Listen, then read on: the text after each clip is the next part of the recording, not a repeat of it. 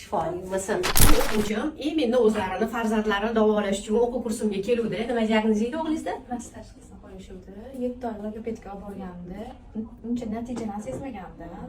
O'zim shogirdlikka ham tushganda, uyda o'zim ham shug'ullanib ko'rdim, lekin endi sizlar asabiyati shogirdlikka tushgandan keyin, o'qigandan keyin bosh massajini qilgandan keyin natijalari katta bo'ldi.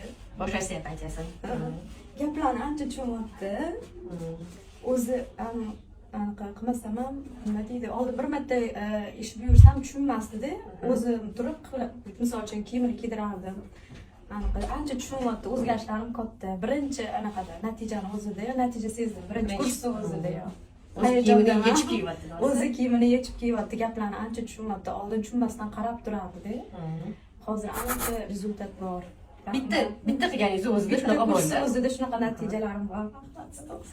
Shifoli bo'lsin. Shifoli bo'lsin. Yig'lamang, yig'lamang. Zo'r bo'lib ketadi hali.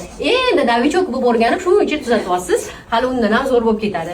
Sizlarni ham agar shunaqa diagnozli bolanglar bo'lsa, sarson bo'lib davololmayotgan bo'lsanglar, bemalol kelsanglar bo'ladi. Sentrimizda davolaymiz yoki o'zingizlar kelib, mana ularga o'xshab farzandinglarni bemalol davolashinglar mumkin. Natijada juda ham zo'r bo'lyapti. Raz, zipr, autizm, GRR hamma diagnozlar bo'yicha bemalol natija qilishinglar mumkin bo'ladi. Hali zo'r tuzatib qo'yasiz. Tuzalib qopti bolalar ancha.